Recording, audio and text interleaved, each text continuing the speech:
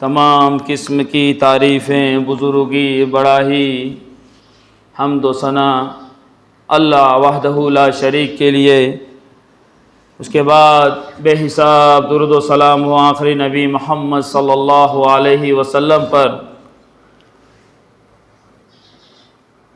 सबसे पहले हम आप सब से अपने दिल का जज्बा बयां करना चाहेंगे कि हमें आप सब से अल्लाह के लिए मोहब्बत है और इसके तुफ़ैल अल्लाह रब्बुल आलमीन से दुआ करते हैं कि इलाही आलमीन तो हम सब के मसाइल हल फरमा दे, हमारे अहल व अयाल की हिफाजत फरमा, हमारे ईमान की हिफाजत फरमा, हमें सही मायने में दीन को समझने में, तौहीद को समझने में, शिर्क और बिदअत से दूर रहने में हमारी हिफाजत फरमा और कल क़यामत के दिन अपना अर्श का साया नसीब फरमा, क्योंकि कल तेरे साये के अलावा और कोई साया ना होगा।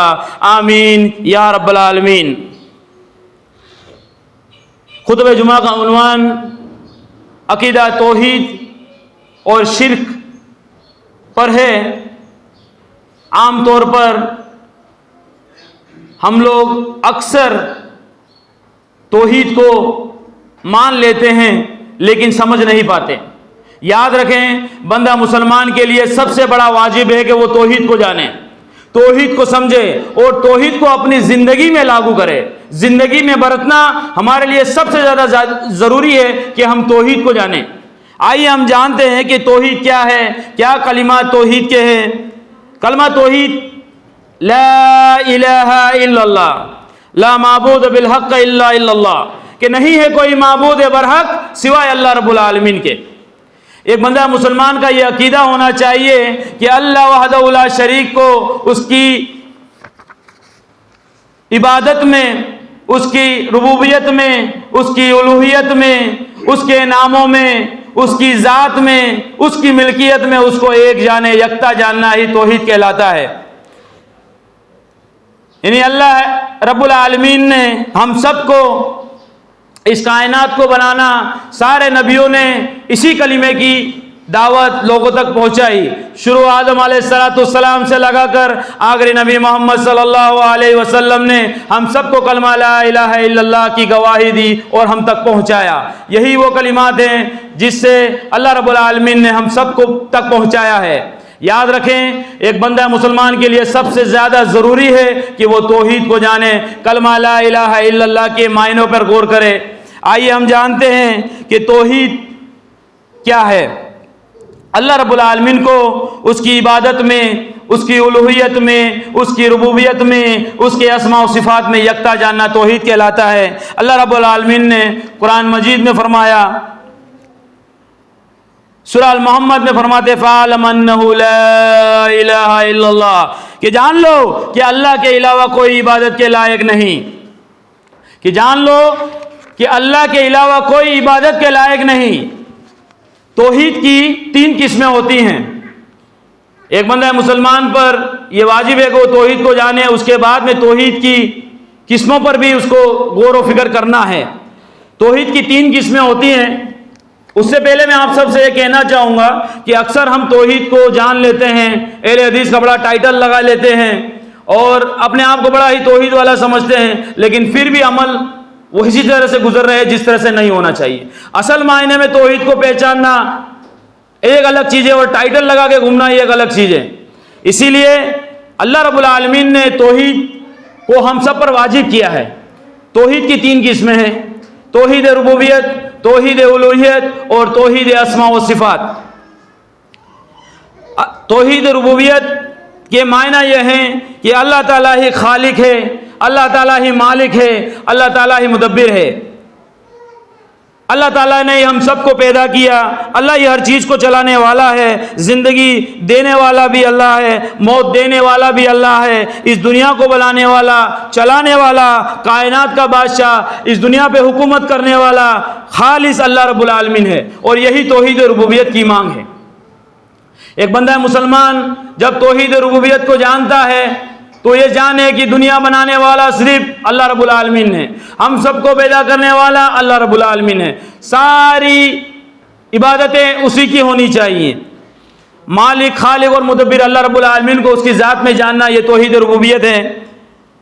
अक्सर हम सूरह फातिहा पढ़ते हैं तो सूरह फातिहा में पहली आयत में अल्लाह ताला फरमाते हैं अल्हम्दुलिल्लाहि रब्बिल आलमीन, कि सारी तारीफें अल्लाह रब्बुल आलमीन के लिए जो सारे जहां का रब है, सारे जहां का रब है। हम हर रोज नमाज पढ़ते हैं, क्या हम वाकई इस बात पे हम गौर फिक्र करते हैं कि सारी कायनात बनाई हुई अल्लाह रब्बुल आलमीन की है? यही तौहीद रुबूबियत की दलील है कि एक बंदा मुसलमान अल्लाह को खालिक और मालिक और मुदब्बिर जाने। तौहीद की दूसरी किस्म है तौहीद उलूहियत। तौहीद उलूहियत, इबादत के जितने भी काम हैं खालिस अल्लाह रब्बुल आलमीन के लिए होने चाहिए। इबादत के जितने भी काम हैं, उससे पहले तौहीद रुबूबियत का थोड़ा खुलासा कर दिया जाए। याद रखें कि मक्का के मुशरिकीन भी और ईसाई और अहले बैत भी अल्लाह की रुबूबियत का इकरार करते थे कि अल्लाह ही मालिक है, अल्लाह ही खालिक है और अल्लाह ही पैदा करने वाला है, जिलाने वाला है। लेकिन अल्लाह के साथ किसी और को शरीक ठहराते थे, अपने हाथों से बनाई हुई चीजों की पूजा करते थे कि ये तो जरिया है, इनका वसीला लगेगा। ये सब जायज़ नहीं है मेरे भाइयों, क्योंकि अल्लाह ताला ने सूरह ज़ुमर आयत नंबर 38 में फरमाते हैं व अंत सालतकुम मन खलक़स समावाति वल अर्दी व यक़ूलूना इन्नल्लाह, कि अगर इनसे पूछा जाए कि ज़मीन और आसमान को बनाने वाला कौन है तो ये कहेंगे अल्लाह रब्बुल आलमीन। एक बंदा मुसलमान तौहीद रुबूबियत को जान ले कि अल्लाह ही मालिक और खालिक है। यहाँ तक कि अहले बैत हो या मुशरिकीन हो, सब भी रुबूबियत पे इकरार रखते थे, मानते थे, ईमान रखते थे, लेकिन अल्लाह के साथ शिर्क करते थे, अपने हाथों से बनाई हुई चीज़ों की पूजा करते थे। इसलिए हमें चाहिए कि अल्लाह ताला की रुबूबियत में किसी को शरीक ना ठहराएं। तौहीद उलूहियत जो तौहीद की दूसरी किस्म है, तौहीद उलूहियत के मायना है कि इबादत के जितने भी काम हैं खालिस अल्लाह रब्बुल आलमीन के लिए होने चाहिए। सारी इबादतें आ गई, जितनी इबादतें हैं, जितने भी इबादत के सारे काम खालिस अल्लाह रब्बुल आलमीन के लिए होने चाहिए। यह तौहीद उलूहियत की मांग है। अगर कोई बंदा अल्लाह रब्बुल आलमीन को छोड़कर किसी और के लिए इबादत करता है, किसी और के लिए सजदा करता है, किसी और के लिए रुकू करता है, किसी और को के लिए तवक्कुल करता है, जान लो ये शिर्क है और शिर्क सबसे बड़ा गुनाह है। असल मायने में तौहीद रुबूबियत उलूहियत के जानने का मकसद यह है कि बंदा मुसलमान इबादत के जितने भी काम हैं अल्लाह खालिस रब्बुल आलमीन के लिए होने चाहिए। इबादत क्या है? आमतौर पे हम समझते हैं इबादत जो है नमाज, रोज़ा, हज, ज़कात, यही सब कुछ है। ये तो सब है ही है, इसके अलावा और भी बहुत सारे काम हैं। इबादत कहते हैं इंतहा दर्जे की आजिज़ी आ जाना, इंतहा दर्जे का तदल्लुल आ जाए और इंतहा दर्जे की मोहब्बत आ जाने को इबादत कहते हैं। इबादतें दो तरह की होती हैं, एक ज़ाहिरी और एक बातिनी।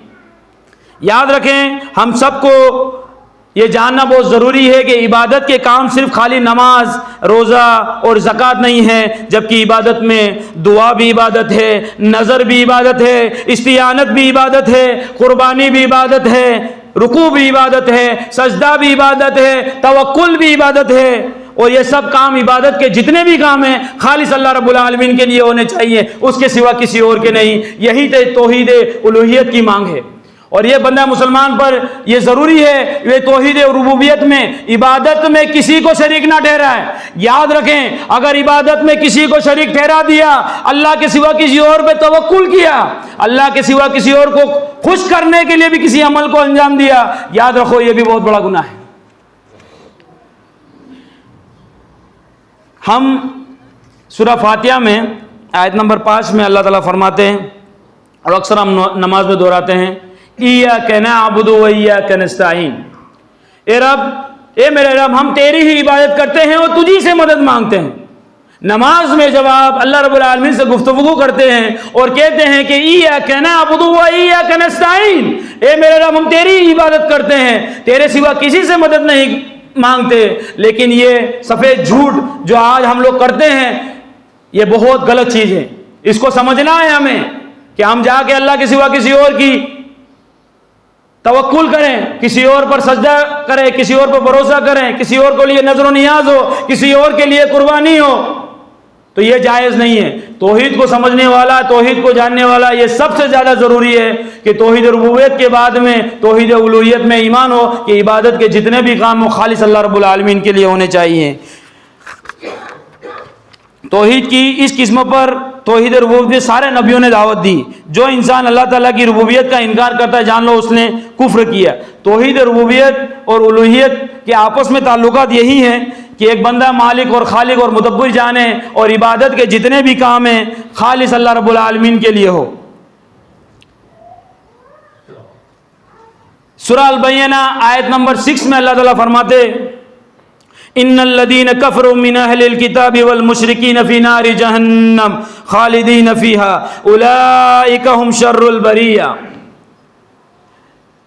अल्लाह ताला फरमाते हैं सूरह बय्यना में, जो लोग कुफ्र किया, जिसने कुफ्र किया, चाहे वो अहले किताब में से हो, चाहे वो यहूदी हो, चाहे वो मुशरिकीन हो, चाहे वो नसरानी हो, कुछ जिन्होंने कुफ्र किया वो जहन्नम में जाएंगे और हमेशा जहन्नम में रहने वाले हैं।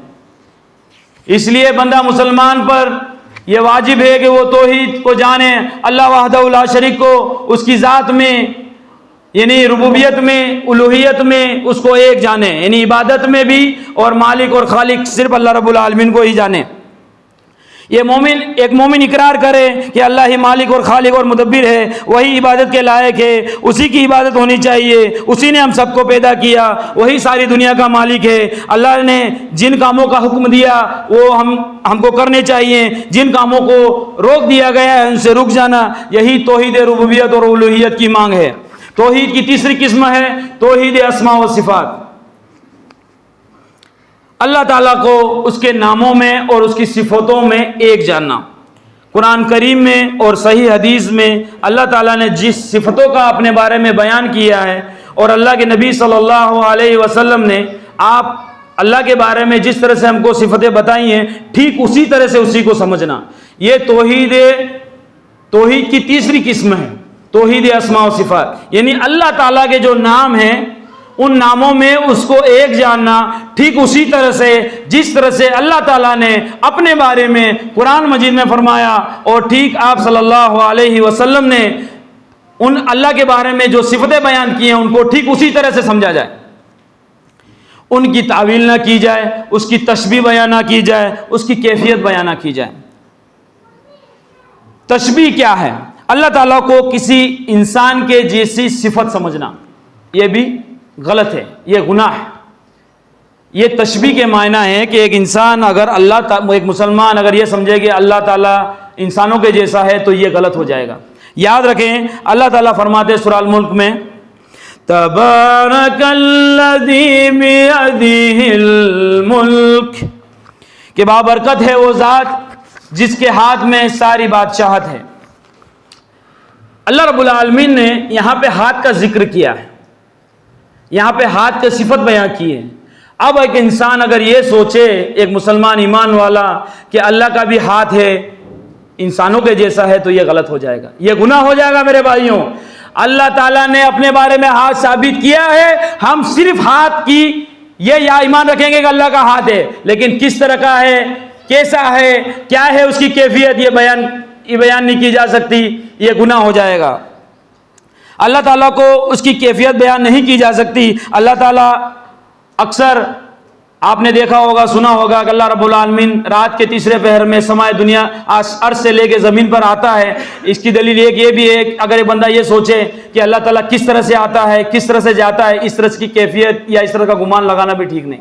अल्लाह आता है, यही हमारा ईमान होना चाहिए। हम इसमें तशबीह बयान नहीं कर सकते, इसकी कैफियत बयान नहीं करनी है, इसको तातील में नहीं लाना है, बस ये ईमान रखना है कि अल्लाह ताला अर्श पर उतरता है, अल्लाह ने अपने बारे में हाथ साबित किया है, ठीक उसको उसी तरह से अल्लाह के नबी सल्लल्लाहु अलैहि वसल्लम के बताए हुए तरीके पे उसको समझना है। तातील के मायना हुआ है कि अल्लाह ताला की किसी सिफत का इनकार करना। अब अल्लाह ताला ने सूरह अल-मुल्क में जो मैंने आयत पढ़ी, तबारकल्लज़ी बियदिहिल मुल्क, अल्लाह ताला ने यहाँ पे हाथ का जिक्र किया। अगर एक मुसलमान अगर इसका भी इनकार करे, ये भी जान लो को ये भी कुफ्र है। अल्लाह ने हाथ का जिक्र किया है, हाथ के बारे में बताया है, तो हम जानेंगे कि अल्लाह का हाथ है, इसका इनकार करना भी जायज़ नहीं। यही तातील के मायना है। इसलिए हमें चाहिए कि अल्लाह की कैफियत बयान ना की जाए, ना कि उसकी तशबीह की जाए कि अल्लाह किस तरह का है, अल्लाह क्या है, अल्लाह का हाथ किस तरह का होगा, अल्लाह कैसे उतरता है, कैसे नहीं। हमारा बस यही ईमान होना चाहिए कि अल्लाह रब्बुल आलमीन ने अपने बारे में हाथ जिक्र किया है, उसको ठीक उसी तरह से माना जाए, अपनी तरह से कोई किसी तरह का अमल नहीं करना है। सूरह अश-शूरा में अल्लाह ताला फरमाते हैं लैसा कमिस्लिही शैउन व हुवस समीउल बसीर, कि उसके जैसा कोई नहीं और वही सुनने वाला और वही देखने वाला है। अल्लाह ताला के नामों में एक हदीस आती है, ऐसे अल्लाह के बहुत सारे नाम हैं, लेकिन आप सल्लल्लाहु अलैहि वसल्लम अस्मा हुस्ना के जो नाम हैं आप लोगों ने जान रखे होंगे 99 नेम से। एक हदीस में आता है कि जिस बंदे ने अल्लाह ताला के 99 नामों को याद किया और उस पर अमल किया, अल्लाह ताला उसको जन्नत में ले जाएगा। याद रखें ये नाम, ऐसे तो बहुत सारे नाम हैं, 99 नाम अस्मा हुस्ना में जो अल्लाह ताला रब्बुल आलमीन ने जो अपने बारे में सिफत है वो जो नाम बयां किए हैं उसको हम सबको जानना है। जब अल्लाह रब्बुल आलमीन के नामों को हम जान लेंगे तो फिर किसी और पे भरोसा नहीं करेंगे, किसी और पे तवक्कुल नहीं करेंगे, किसी और के लिए रुकू नहीं करेंगे, किसी और के लिए सजदा नहीं करेंगे। जब हमें पता चल जाएगा खालिक वही है, मालिक वही है, मुदब्बिर वही है, मारने वाला भी वही, जिंदगी देने वाला भी वही, इबादत के लायक भी वही है, उसी की सारी सिफतें हैं, तो फिर एक बंदा मुसलमान जब तौहीद को यही मायने में समझ जाएगा तो फिर उसके लिए तो जन्नत आसान हो जाएगी। इसलिए हम सबको चाहिए कि हम इन अल्लाह ताला के नामों को सीखें, उसके मायनों पर गौर करें और उसको अपनी अमली ज़िंदगी पर अमल करें। अल्लाह ताला के नामों में एक नाम है मिसाल के तौर पर ar-राज़िक, रोज़ी देने वाला। और एक बंदा मुसलमान जो तौहीद को समझता है, अगर वो ये चीज़ को गौर पर करे कि रोज़ी देने वाला है अल्लाह रब्बुल आलमीन है, और राज़िक के मायने हमको पता है, तो रोज़ी देने वाला कौन हुआ फिर? अल्लाह रब्बुल आलमीन। अगर ना मालूम होगा तो किस पे भरोसा करेंगे? गरीबों को नवाजने वाला सिर्फ अल्लाह रब्बुल आलमीन है, रोजी को देने वाला सिर्फ अल्लाह रब्बुल आलमीन है, उसके सिवा किसी की ताकत नहीं कोई आपको रोजी पहुंचा दे। जमीन के अंदर जो फर्श है उसके अंदर भी उसको रिज़्क दिया जा रहा है, और आसमान में है उनको भी दिया जा रहा है। हर किस्म का रिज़्क देने वाला अल्लाह रब्बुल आलमीन है, रोजी देने वाला सिर्फ अल्लाह रब्बुल आलमीन है। मैंने सिर्फ एक ही नाम गया आपको बतलाया है कि राज़िक सिर्फ अल्लाह रब्बुल आलमीन है। अगर सारे नामों को जान लिया जाएगा तो एक बंदा मुसलमान अल्लाह रब्बुल आलमीन के सारे नामों की सिफतें जान लेगा, तो उसके लिए जन्नत वैसे ही आसान हो जाएगी। तो हमें चाहिए कि अल्लाह को उसकी ज़ात में, उसकी रुबूबियत में, उसकी उलूहियत में, उसके अस्मा और सिफात में किसी और को शरीक ना ठहराएं। शिर्क एक सबसे बड़ा गुनाह है। अल्लाह रब्बुल आलमीन ने शिर्क की मिसाल बहुत खतरनाक बयान की है। एक मुसलमान अगर बहैसियत कितना भी सखी क्यों ना हो, कितना भी वेल फेल के काम क्यों ना करता हो, कितने भी अच्छे अमल क्यों ना करता हो, अगर उसकी जिंदगी शिर्क पे मुतला है तो याद रखें वैसा अमल किसी काम का ना होगा, ऊपर और ज्यादा नुकसानदायक वो इंसान हो जाएगा। तो एक तरह से अल्लाह रब्बुल आलमीन के जो नाम अस्मा उस्मा पे जो नाम है उस पर गौर व फिक्र करनी है। जैसा कि एक अक्सरियत हमारे बीच में पाई जाती है कि अल्लाह के नामों को छोड़ के अल्लाह ने अपने बारे में कुरान मजीद में अल्लाह की जात फरमाया है, ना कि कभी खुदा कहा है। अल्लाह ताला को किसी अपनी तरफ से किसी नाम देना भी ये भी गलत है। अपनी तरफ से किसी तरह से कोई नाम नहीं दिया जा सकता। अक्सर लोग खुदा कहते हैं, कैसे कहते हैं खुदा? अल्लाह रब्बुल आलमीन ने अपने बारे में अल्लाह कहा है, उसकी सिफतें हैं, उसके अस्मा और सिफात में जो नाम है ठीक उसी तरह से उसको समझना है। अपनी तरह से कोई नाम क्यों देना, यह भी गलत हो जाएगा। खुदा एक फारसी अल्फाज है जो अक्सर लोग मामूलियत में एक दूसरे को कहते हैं। अल्लाह ने अपने बारे में कुरान में अल्लाह कहा है, ठीक हमको आप सल्लल्लाहु अलैहि वसल्लम ने भी हमको अल्लाह के बारे में अल्लाह ही फरमाया। उसकी ज़ात अल्लाह है, उसके नाम बहुत सारे हैं, लेकिन अपनी तरह से कोई नाम नहीं देना है अल्लाह रब्बुल आलमीन को। अल्लाह ताला हर जगह नहीं है। एक अकीदा अक्सर हम लोगों के बीच में होता है कि अल्लाह हर जगह है। अल्लाह हर जगह नहीं है मेरे भाइयों। अल्लाह रब्बुल आलमीन अर्श पर है। दलील अर्रहमान अलल अर्श इस्तवा, कि अल्लाह रब्बुल आलमीन अर्श पर मुस्तवी है, लेकिन उसका पावर, उसकी कुव्वत हर जगह मौजूद है, कोई बेखबर नहीं। अल्लाह रब्बुल आलमीन अपनी शारक से भी ज्यादा अपने नजदीक है मेरे भाइयों। तो फिर जब इतना नजदीक अल्लाह रब्बुल आलमीन अपनी हर चीज की खबर रखता है, हर चीज को जान रहा है, तो उसको छोड़ के किसी और की इबादत क्यों किसी और को पुकारना, क्यों किसी और को सजदा करना, क्यों किसी और के लिए नजर मानना? यह जायज नहीं मेरे भाइयों। यह बहुत बड़ा हमारे बीच में पाया जाने वाला एक अमल है जो नहीं होना चाहिए। अल्लाह ताला ने की कैफियत बयान करने के बारे में जिस तरह से बताया गया, इसी तरह से हमको समझना है कि अल्लाह ही मालिक और खालिक मुदब्बिर है। इसी कायनात को चलाने वाला, इस दुनिया को बनाने वाला, इस सब कुछ करने वाला अल्लाह रब्बुल आलमीन है। यही तौहीद की मांग है। तौहीद रुबूबियत में यही आता है, अल्लाह रब्बुल आलमीन ही मालिक और खालिक और मुदब्बिर है, और अल्लाह ताला ही इस कायनात को चलाने वाला है। इबादत के जितने भी काम हैं अल्लाह रब्बुल आलमीन के लिए होने चाहिए। अस्मा सिफात की यही मांग है कि एक बंदा मुसलमान अल्लाह के नामों को ठीक उसी तरह से जाने जिस तरह से कुरान मजीद में आए हैं, और अल्लाह रब्बुल आलमीन की सिफतें जो कुरान मजीद में और आप सल्लल्लाहु अलैहि वसल्लम ने जिस तरह से बताया ठीक उसी तरह से समझा जाए। अपनी तरफ से किसी तरह का कोई नाम देना भी जायज़ नहीं है। अक्सर लोग बिजनेस के लिए, कारोबार के लिए, अपने आपसी ताल्लुक बढ़ाने के लिए किसी को भी अल्लाह रब्बुल आलमीन के साथ शरीक ठहरा देते, कुछ भी अलटप कह देते। मेरे भाइयों, खौफ भी इबादत है। किसी की खुशी के लिए किसी अमल को करना और सही अमल को छोड़ देना, यह भी शिर्क में आता है। मेरे भाइयों, अल्लाह वहदहू ला शरीक ने हमको तौहीद की नेमत दी है। आप याद रखें, दुनिया की नेमतों में सबसे बड़ी नेमत जो है तौहीद की है। मैंने जैसे कहा, एक बंदा बहुत बड़ा नमाजी है, एक हमारा इंसान मुसलमान बहुत अच्छा सकी है, रोजेदार है, सब कुछ करता है, ज़कात भी देता है, रोजे भी रखता है, इबादत भी करता है, सब कुछ करता है, लेकिन अगर तौहीद नहीं मालूम, अल्लाह के नबी सल्लल्लाहु अलैहि वसल्लम का तरीका नहीं मालूम, ऐसी इबादत किसी काम की नहीं, ऐसा अमल किसी काम का ना होगा। ये सब हमारे मुंह पे फेंक दिया जाएगा। इसलिए बंदा मुसलमान के लिए सबसे ज़्यादा ज़रूरी है कि अल्लाह ताला को उसकी ज़ात में, उसकी इबादत में, उसकी मिल्कियत में किसी और को शरीक ना ठहराना, और इसकी इबादत में उसको यकता जाना, सारी इबादतें उसी की होनी चाहिए। अच्छा, एक बात यहाँ ये भी है कि अगर एक बंदा मुसलमान तौहीद की दो किस्मों पे ईमान रखे और एक किस्म का इनकार करे, ये भी कुफ्र और शिर्क में आता है। सारी तौहीद की तीनों किस्मों पे हम एक ईमान वाले का ये ईमान होना चाहिए कि तौहीद की तीनों किस्मों पर वो ध्यान दे, अपनी ज़िंदगी में लागू करे। यही तौहीद को समझना है और जानना है। तौहीद रुबूबियत में यही आता है कि अल्लाह रब्बुल आलमीन मालिक और खालिक और मुदब्बिर है। तौहीद की उलूहियत की मांग यही है कि इबादत के जितने भी काम हैं खालिस अल्लाह रब्बुल आलमीन के लिए हों, उसके सिवा किसी और के नहीं। तौहीद अस्मा व सिफ़ात की मांग है कि अल्लाह के जिन नामों का हुक्म दिया, जिन नामों के बारे में कुरान मजीद में फरमाया, जो सिफ़तें आप सल्लल्लाहु अलैहि वसल्लम ने नामों में और आप सल्लल्लाहु अलैहि वसल्लम ने जो सिफ़तें बताई ठीक उसी तरह से समझा जाए, यही तौहीद की मांग है। व आखिर दावाना अल्हम्दुलिल्लाहि रब्बिल आलमीन।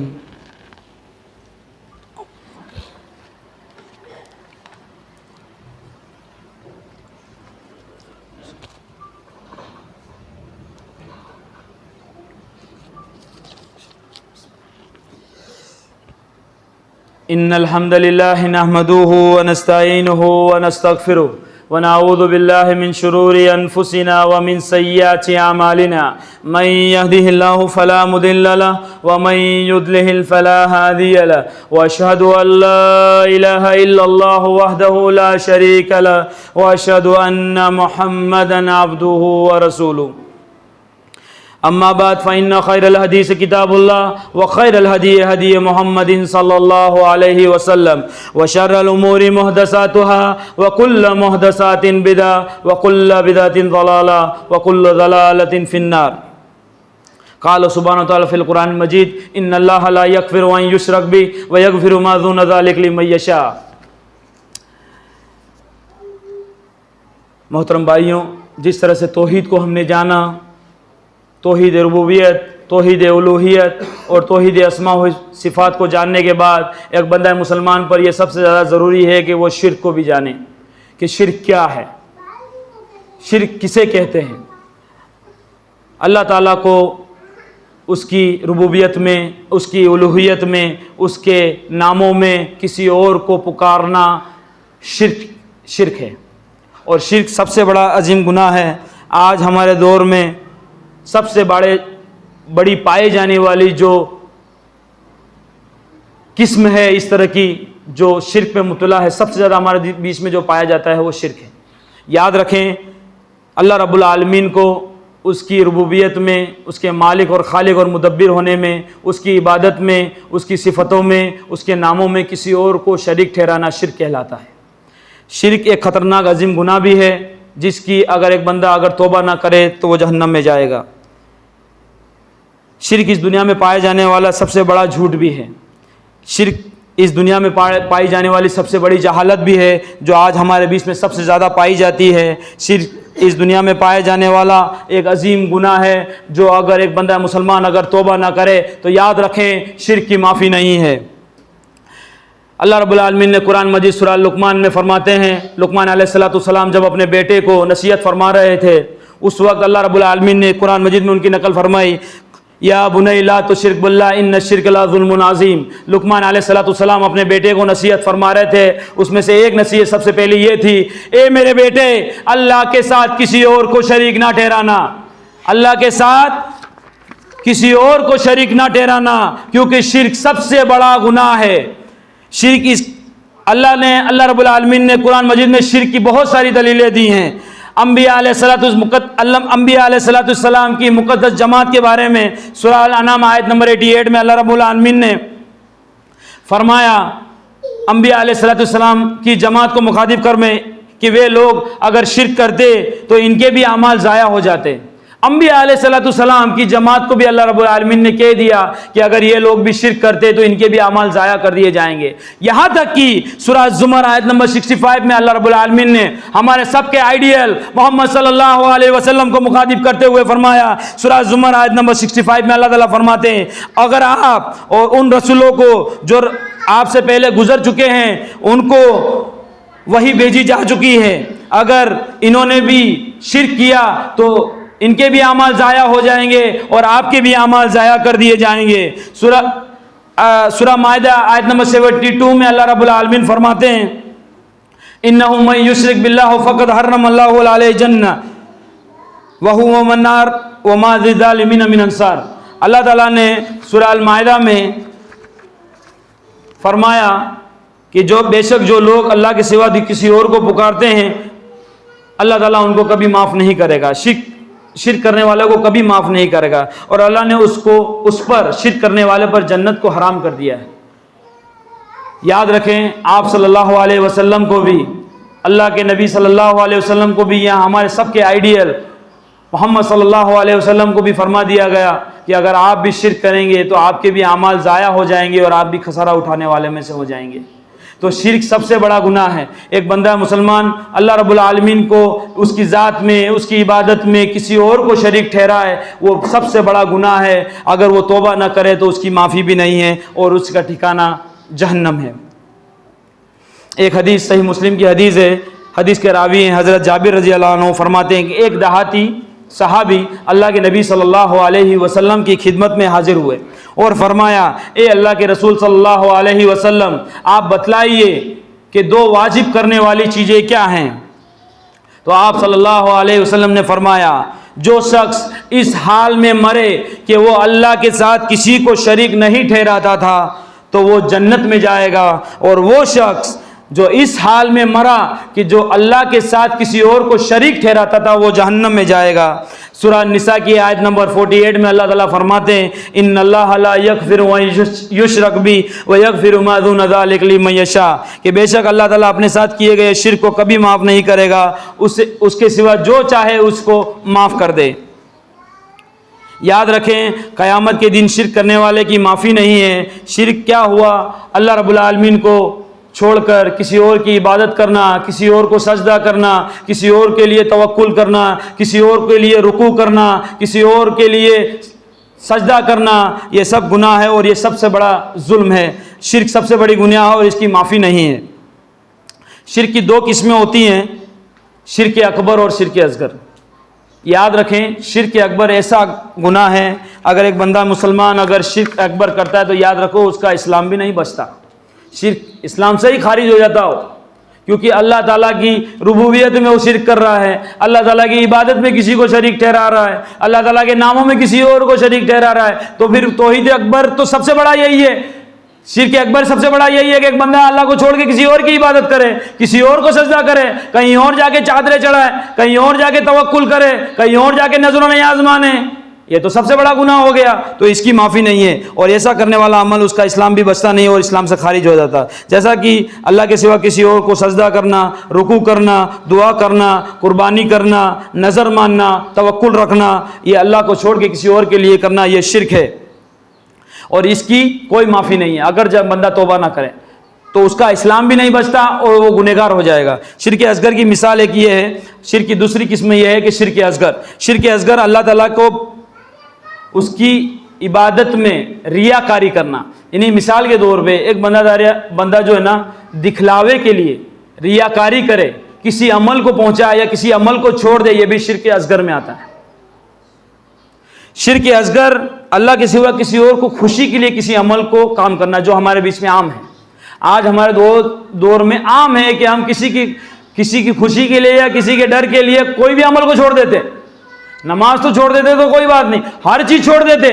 खाली खुशी हो जाए, मेरा बंदा काम हो जाए, मेरा ये मेरी बहन ये खुश हो जाए, मैं ये कर लूंगी, कोई बात नहीं। हमको रिश्ता निभाना है, हमको ये करना है, हमारे रिश्ते जुड़ रहे हैं, ये नहीं होना चाहिए। ये हो जाएगा तो हम तुमसे दूर हो जाएंगे, नाफरमानी हो जाएगी। लेकिन क्या है, शिर्क असगर करना ही है, क्योंकि हम तौहीद को जानना है नहीं, नाम के मुसलमान हैं हम लोग। खाली हमारा काम यही है कि फेस्टिवली मुसलमान बन गए हम लोग, दावतें करते रहें, आमतौर पे जिंदगी जैसे गैर मुस्लिम की चल रही वैसे चलती रहे, यही हमारा इस्लाम है। ये समझ लिया है लोगों ने, क्योंकि खौफ के कारण, खुशी के कारण अमल करना छोड़ दिया। यह भी शिर्क असगर में आता है। अल्लाह के सिवा किसी और की कसम खाना जायज़ नहीं है। याद रखें, शिर्क असगर में यह भी आता है कि अल्लाह के सिवा किसी और की कसम खाना। हमारे बीच में आम मामूल है कि हम एक दूसरे की कसम खा लेते हैं, जैसे कि माँ की कसम, बाप की कसम, औलाद की कसम। किसी चीज़ की कसम खाना जायज़ नहीं है। कसम अगर खाई जाएगी तो सिर्फ अल्लाह रब्बुल आलमीन की, अल्लाह रब्बुल आलमीन की नहीं, उसके सिवा किसी और की नहीं। सही हदीस सुने, इब्ने अबू दाऊद की हदीस है। अल्लाह के नबी सल्लल्लाहु अलैहि वसल्लम फरमाते हैं, मन हलफ बिगैरिल्लाहि फक़द कफ़रा व अशरका। अल्लाह के नबी सल्लल्लाहु अलैहि वसल्लम ने फरमाया, जिसने अल्लाह के सिवा किसी और की कसम खाई उसने कुफ्र किया, उसने शिर्क किया। शिर्क की मिसाल एक ये भी है कि एक बंदा आमतौर पर किसी के साथ मामलात करता है। अक्सर हमारे मामलात एक दूसरे से होते रहते हैं। आप चाहें तो मेरा ये काम हो जाएगा, ये भी शिर्क असगर है। आप किसी से हेल्प मांगते तो आप कहेंगे आप मेरा चाहें तो ये काम हो जाएगा, ये भी शिर्क में आता है भाइयों। अगर आप ये कहें कि आप अल्लाह चाहे फिर आप चाहें तो मेरा ये काम हो जाएगा, तो ये शिर्क से बचने की है। क्योंकि अगर आप ये कहें कि आप चाहें और अल्लाह चाहे मेरा ये काम हो जाएगा, तो आपने सबसे पहले अल्लाह के साथ उसको बराबर ठहरा दिया गया। ये सबसे बड़ा गुनाह है, ये भी शिर्क असगर है। अगर आप किसी के साथ मामलात करते हैं तो आप ये कहें अल्लाह चाहे फिर आप चाहें तो मेरा ये काम हो जाएगा, ये कहना जायज़ है। और इसी तरह से हमको अमल करना है। अल्लाह ताला को किसी सिफत का में शिर्क करना, किसी और के लिए इबादत, रुकू, सजदा, नमाज, तवक्कुल, ये सब याद रखो सिर्फ खालिस अल्लाह रब्बुल आलमीन के लिए होने चाहिए। किसी और को देखकर नमाज में बेहतरीन लाना। एक बंदा मुसलमान जब नमाज में खड़ा होता है और अपनी नमाज को बेहतर बना ले किसी और को दिखाने के लिए, ये भी शिर्क असगर है। अक्सर हमारी मामूलियत में आ जाता है ये अमल कि हम नमाज पढ़ते हैं और अपनी नमाज को बेहतर से बेहतर दूसरों को दिखाने के लिए नमाज को सुधार लें या उसमें किसी तरह का इजाफा करें या किसी तरह का अमल करें, ये जायज़ नहीं है मेरे भाई। एक नमाज में एक बंदा अल्लाह रब्बुल आलमीन के गुफ्तगू में होता है, खुशू के साथ नमाज पढ़ें। ये नहीं कि किसी को देखकर अपनी नमाज को बेहतर बना लेना, ये भी शिर्क असगर में आता है। अल्लाह ताला फरमाते हैं, ए आदम की औलाद, अगर तुम ज़मीन भर के गुनाह ज़मीन और आसमान भर के अगर गुनाह मेरे पास लेके आए तो मैं उतनी ही मगफिरत के साथ मिलूंगा। अगर तुमने उसके साथ शिर्क नहीं किया, ज़मीन और आसमान भर के अगर गुनाह लेके आए, अगर आपने अल्लाह के साथ शिर्क नहीं किया तो अल्लाह उसकी उतनी ही मगफिरत के साथ आपके साथ मामलात करेगा और मिलेगा। खुतबा जुमा का उन्वान जो शिर्क और तौहीद पर था, उसकी आखिरी हदीस पर मैं अपनी बात को ख़त्म करूँगा। सही बुखारी की रिवायत है, आप सल्लल्लाहु अलैहि वसल्लम ने इब्राहीम अलैहिस्सलाम की एक हदीस बयान है कि क़यामत के दिन इब्राहीम अलैहिस्सलाम अपने बाप आज़र को देखेंगे। देखिए याद रखें, हम और आप कुछ भी नहीं हैं, हम और आप कुछ भी नहीं हैं। अल्लाह रब्बुल आलमीन ने हमसे कितने बड़े बड़े लोगों के लिए, यहाँ तक कि अंबिया अलैहिस्सलाम की जमात को लेकर आप सल्लल्लाहु अलैहि वसल्लम के बारे में भी फरमा दिया कि अगर आपने शिर्क किया तो आपके भी अमाल जाया, तो हम और आप क्या हैं? कुछ भी नहीं है हम और आप। तो शिर्क सबसे बड़ा गुनाह है और इससे बचना है। सही बुखारी की रिवायत है, आप सल्लल्लाहु अलैहि वसल्लम ने फरमाया कि क़यामत के दिन इब्राहीम अलैहिस्सलाम अपने बाप आज़र को देखेंगे। आज़र इब्राहीम अलैहिस्सलाम के बाप का नाम है। और कहेंगे, मैंने कहा था अब्बू जान कि आप मेरी बात दुनिया में मान लो, इब्राहिम अलैहिस्सलाम अपने बाप से कहेंगे कि अब्बू जान, मैंने आपसे कहा था कि आप दुनिया में मेरी बात मान लीजिए, लेकिन आपने मेरी बात नहीं मानी। तो आज़र कहेंगे कि मैं आज आपकी बात को मानता हूँ। तो इब्राहिम अलैहिस्सलाम से अल्लाह से गुजारिश करेंगे, ए मेरे रब, इससे बड़ी क्या रुसवाई होगी कि मेरा बाप जहन्नम में जाएगा। तो अल्लाह रब्बुल आलमीन फरमाएंगे, ए इब्राहिम, इब्राहिम अलैहिस्सलाम जब अल्लाह से मुखातिब होंगे और कहेंगे, ए अल्लाह, तूने मुझसे वादा किया था कि कल क़यामत के दिन तू मुझे रुसवा नहीं करेगा, और इससे बड़ी रुसवाई क्या कि मेरा बाप जहन्नम में जाएगा। तो अल्लाह ताला फरमाते हैं, ए इब्राहिम, मैंने जन्नत को काफिरों पर हराम ठहरा दिया गया है और मेरे यहाँ बात बदला नहीं करती। उसी बीच इब्राहिम अलैहिस्सलाम के बाप, उनके पैरों में एक बिच्छू, एक जानवर जो गंदगी में लटपटा एकदम बदबूदार हो जाएगा, फरिश्तों से कहा जाएगा इनका पैर पकड़ो, उठा के सीधा जहन्नम में डाल दिया जाएगा। ये किसके बारे में कहा जा रहा है? इब्राहिम अलैहिस्सलाम के बाप के बारे में कहा जा रहा है। शिर्क सबसे बड़ा गुनाह है। अल्लाह ताला ने शिर्क के बारे में बहुत सी मिसालें फरमाई हैं। इसलिए याद रखें, हमें हर महल में अल्लाह के ताला की इबादत में, उसकी रुबूबियत में, उसकी मिल्कियत में, उसके नामों में उसको एक जानना है, ना कि किसी और को शरीक ठहराना है। सिर्फ तवक्कुल अल्लाह पर, नजर व नियाज अल्लाह पर। अक्सर हमारे बीच में पाए जाने वाला अमल यह है कि हम अल्लाह को छोड़ के किसी और को मुश्किल कुशा समझते। मुश्किलों को हाल करने वाला सिर्फ अल्लाह रब्बुल आलमीन है, उसके सिवा कोई और नहीं। गरीबों को नवाजने वाला सिर्फ अल्लाह रब्बुल आलमीन है, उसके सिवा और कोई नहीं। जिंदगी देने वाला भी अल्लाह रब्बुल आलमीन, मौत देने वाला भी अल्लाह रब्बुल आलमीन। यही तौहीद की मांग है कि अल्लाह ताला रुबूबियत को जाने, उसकी उलूहियत को जाने, उसके अस्मा व सिफात में किसी को शरीक न ठहराना। यही तौहीद है। अल्लाह ताला से दुआ है कि अल्लाह ताला हम सबको कहने सुनने से ज़्यादा अमल करने की तौफीक अता फरमाए।